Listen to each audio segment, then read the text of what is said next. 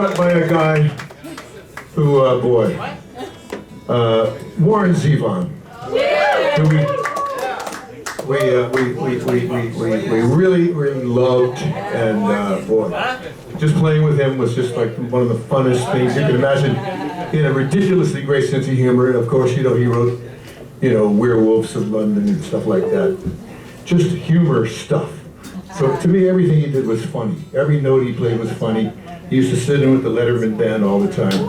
And one time he had to take the place of Paul Schaefer, and Paul was out shooting Spinal Tap or something, and we had to, Warren got invited because Dave loved Warren Zevon, everything about him, his presence, his songs, his friendship, his humor, and so this one time we had to do some, we had to play people on with the show, and a lot of times we had to play with funky things, really, really funky things. So we looked at each other, and we looked, remember, kind of looked over our shoulder, remember that we had Warren, not the funkiest guy in the world. So we're looking at each other like, should we tell him?